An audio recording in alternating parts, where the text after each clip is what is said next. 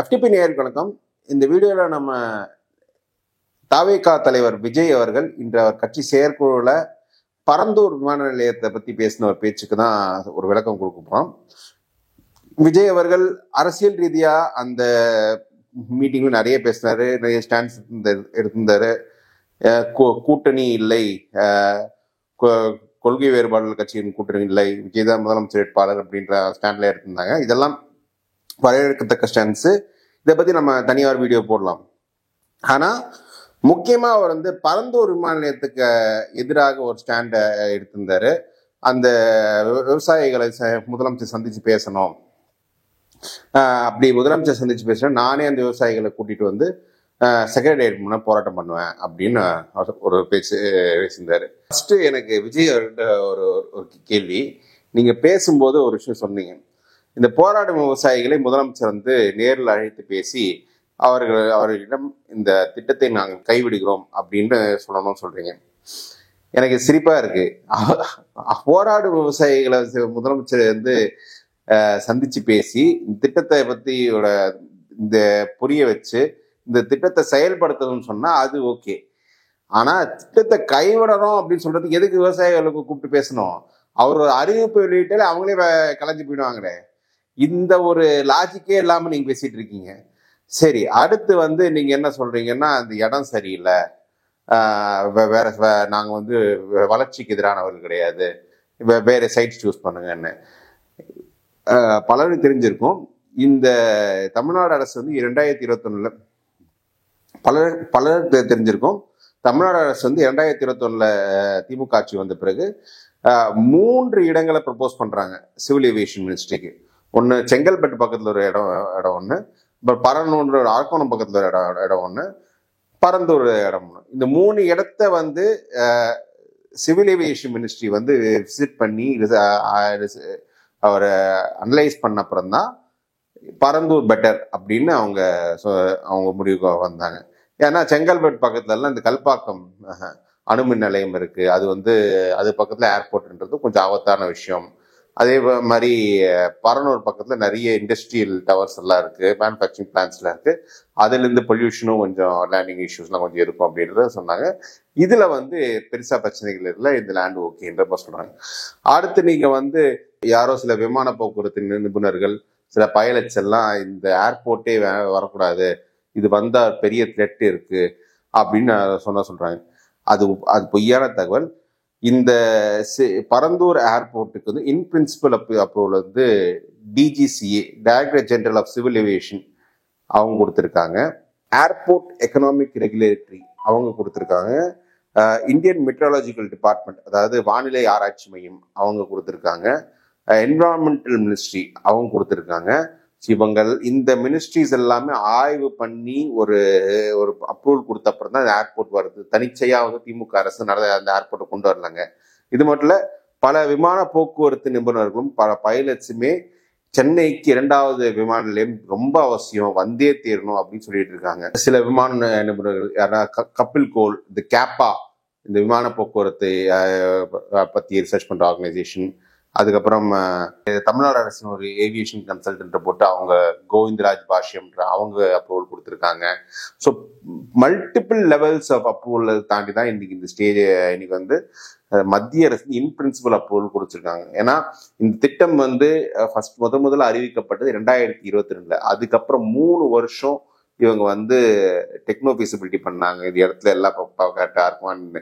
இந்த ஸ்டடி பண்றதுக்கு 3 இயர்ஸ் ஆகி இப்போ இன் பிரின்சிபல் அப்ரூவல் இப்போ லேண்ட் அக்விசிஷன் நடந்துட்டு இருக்கு. ஸோ இவ்வளவு இந்த ப்ராசஸ் எல்லாமே ஸ்டேஜ் பை ஸ்டேஜா தமிழ்நாடு அரசு பண்ணிட்டு இருக்காங்க. இதுல சில சக்திகள் நான் ஆன்டி தமிழ் சொல்லுவேன்.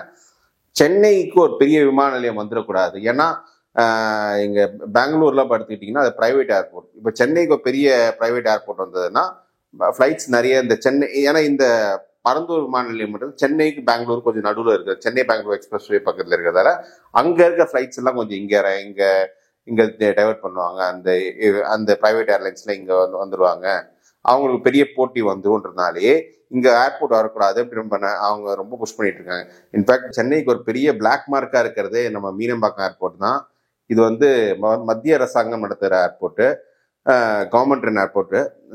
ஸோ அதில் மெயின்டெனன்ஸ் ப்ராப்பராக இல்லை, பெரிய அளவுக்கு உள்ளுக்குள்ள வசதிகள்லாம் பெருசாக இல்லை.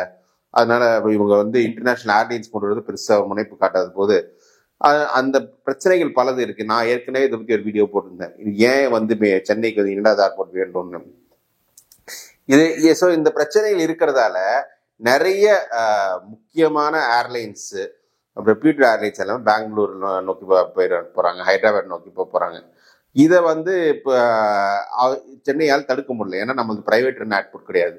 இப்போ ஒரு பிரைவேட் ரன் ஏர்போர்ட், பெரிய ஏர்போர்ட் வந்து கரெக்டாக சென்னை பெங்களூர் எக்ஸ்பிரஸ் பக்கத்தே வருது வந்து அந்த ஏர்போர்ட்டுக்கு சவாலாக இருக்கிறதால இந்த ஏர்போர்ட் வரக்கூடாதுன்றதுக்காக நிறைய பேர் வந்து ட்ரை பண்ணாங்க. விவசாயிகளை நோக்கி போராட்டம் பண்ணுவாங்க.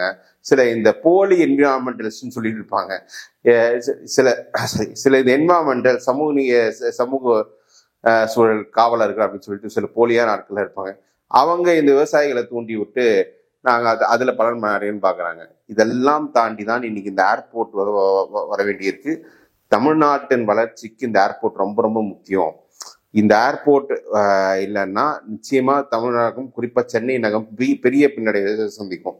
ஏன்னா 2010 திமுக அரசு வந்து ஸ்ரீபெரும்புதூர் பக்கத்துல ஏர்போர்ட் பிளான் பண்ணாங்க. அப்போ இதே மாதிரி சில விவசாயிகள் போராட்டம் பண்ணி அதுக்கு ஜெயலலிதாவே வந்து ஏர்போர்ட்டுக்கு நான் எதிராக இருப்பேன், நான் விஜய் சொன்ன மாதிரி நானே வந்து போராடுவேன் அப்படின்ற மாதிரி சொன்னதால கலைஞர் அந்த திட்டத்தை அன்னைக்கு கைவிட்டாரு. ஒருவேளை அன்னைக்கு ஸ்ரீபெரும்புதூர் ஏர்போர்ட் வந்திருந்தாருன்னா இன்னைக்கு வந்து இந்தியாவின் 3வது பெரிய ஏர்போர்ட் அதுதான் இருந்திருக்கும். அந்த ஏர்போர்ட் வந்ததாலே ஸ்ரீபெரும்புதூர் பகுதி ஆல்ரெடி வளர்ந்துருக்கு, இன்னும் மேலும் வளர்ந்துருக்கும். ஆனா நமக்கு அந்த வாய்ப்பை தவற விட்டோம். ஒரு 15 வருஷம் பின்தங்கிட்டோம். சென்னை விட பெங்களூர்ல தொழில் வளர்ச்சி, எக்கனாமி இப்போ அதிகம் வளர்ந்துருச்சு. ஸோ இந்த ஒரு செட்பேக்கை தாண்டி நம்ம மீண்டும் வளரணும்னா நமக்கு ஒரு பெரிய ஏர்போர்ட் வேணும். அந்த ஏர்போர்ட் தென்னிந்தியாவுக்கே ஒரு பெரிய நுழைவாயிலாக இருக்கணும்ன்றதாக ஒரு தொலைநோக்கு பார்வையோட இந்த பறந்து ஏர்போர்ட் கட்டுறாங்க. நீங்க உடனே சில பேர் வந்து சொல்லுவாங்க, அது எப்படிங்க நீங்க வந்து அந்த விவசாய நிலத்துல ஏர்போர்ட் கட்டுவீங்க, அப்புறம் இப்போ சாப்பாடுக்கு எங்கெங்க போவீங்க அப்படின்ற பேர் சில புரட்சியால பேசுவாங்க. நான் என்ன கேட்கிறேன், சென்னை சுத்தி என்ன பாலைவனமா இருக்கு? விவசாய நிலமும் இந்த மாதிரி நீர் நிலைகள் தான் சென்னையை சுற்றி இருக்கு. ஸோ ஏதோ இடத்துல நம்ம காம்ப்ரமைஸ் பண்ணி தான் தீரணும். நம்ம விவசாயம் தான் முக்கியம், வளர்ச்சி வேணாம், இங்கே விவசாய நிலத்துல கட்டக்கூடாதுன்னா இப்போ இருக்க சென்னை நகரமே பல ஒரு 100 ஆண்டுகளுக்கு முன்னே பல ஏரியாஸ் வந்து கிராமமாக தான் இருந்தது. அடையாறுல விவசாயம் பண்ண போட்டோலாம் நான் அங்கேயே பார்த்துருக்கேன். அந்த கிராமங்கள் எல்லாம் ஒரு நகர்ப்புற பகுதிகளாக மாற்றி அந்த வளர்ச்சிக்கு நம்ம அட்ஜஸ்ட் பண்ணதால் தான் இன்னைக்கு சென்னை நகரம் ஒரு வளர்ந்துருக்கு. அர்பனைசேஷனோட இது அதுதான், ஒரு காம்ப்ரமைஸ் பண்ணி தான் தீரணும். தமிழ்நாடு அரசும் இந்த காம்ப்ரமைஸுக்காக அந்த போராடும் அந்த விவசாயிகள் நல்ல ஒரு பெரிய ஒரு 6 மடங்கு காம்பன்சேஷன் கூட கொடுக்கறதுக்கு ரெடியா இருக்காங்க. அந்த அளவுக்கு அவங்க தமிழ்நாடு அரசு அவங்க நெகோசியேட் பண்ணிட்டு இருக்காங்க. அவங்க ஒன்றும் பேசாமலாம் இல்லை, எல்லாம் முதலமைச்சரின் பிரதிநிதிகள் பல பேர் பேசிட்டு தான் இருக்காங்க. அந்த திமுக அரசோட பெரிய அச்சீவ்மெண்ட்டாக நான் பார்க்கறதே வந்து உறுதியா இந்த ஏர்போர்ட் வரணும் அப்படின்னு ரொம்ப ஸ்ட்ராங்கா இருக்காங்க. அது சிஎம் ஸ்டாலின் ஸ்ட்ராங்கா இருக்கிறதுக்காக சில பேர் வந்து பிற்போக்குத்தனமான அரசியல் செஞ்சுட்டு இருக்காங்க. நாம் தமிழர் கட்சி செய்யுது. அந்த கட்சிக்கு வந்து ஒரு அறிவியல் சார்ந்து எந்த ஒரு சிந்தனையும் கிடையாது. அவங்க வந்து வளர்ச்சி திட்டங்கள் அப்படின்னு கேட்டா ஆடு மாடு மேய்க்கிறதுன்னு சொல்லுவாங்க. அவங்க பிற்போக்குத்தனமா, அதாவது எல்லாரும் சேர்த்து ஒரு செயல் போனா வேற செயல் போனா ஓட்டு கிடைக்கும்ன்ற போன்ற ஆட்கள் அவங்க. விஜயும் அதே லைன் எடுத்துருக்காங்க. ஏன்னா நாம் தமிழருக்கு இன்னைக்கு கொஞ்சம் எலிட் ஓட்டர்ஸ் மத்தியில் பெருசா ஒரு வரவேற்பு இல்லை. விஜய்க்கு நல்ல வரவேற்பு இருக்கு.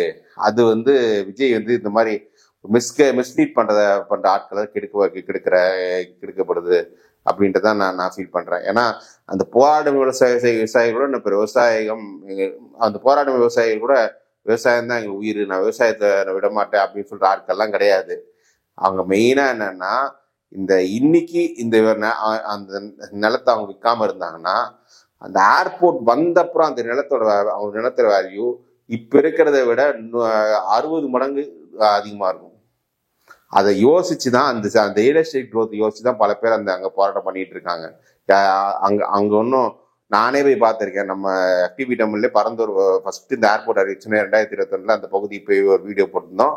பெரும்பாலும் அது வெட்லேண்ட்ஸ் தான். அங்க விவசாய நிலங்கன்றது கொஞ்சம் தான் அவங்க எடுக்க வேண்டியது. அவங்க வந்து அவங்களும் பல பேர் இந்த நான் தமிழ்நாட்டின் வளர்ச்சிக்காக கொடுக்க ரெடியா இருக்கேன். ஒரு சில பேர் பெட்டர் காம்பன்சேஷனுக்காக இந்த போராட்டம் நடத்திட்டு இருக்காங்க. இது பல பேர் நம்ம இங்க ஏசி ரூம்ல இருக்க பல பேர் நம்ம புரிஞ்சுக்க மாட்டேங்கிறோம். விஜயும் அந்த டிராப்ல போயிட்டு ஒரு ப்ரொக்ரெசிவ் திங்கிங் ஓட்டர்ஸ் மத்தியில் விஜய்க்கு ஒரு பின்னடைவை ஏற்படுத்துவார் தான் என்னோட இது. விஜய் தன்னோட நிலைப்பாட்டை மாத்திக்கணும். கொஞ்சம் நல்லா என்னன்னு கொஞ்சம் உண்மையாவே சில எக்ஸ்பர்ட்ஸை கூப்பிட்டு என்னதுன்னு விசாரிக்கணும். இது போலரைசேஷன் பாலிடிக்ஸ் நிறுத்தணும். நாம் தமிழர் பண்ற அரசியல் அதே விஜய் பண்ணாருன்னா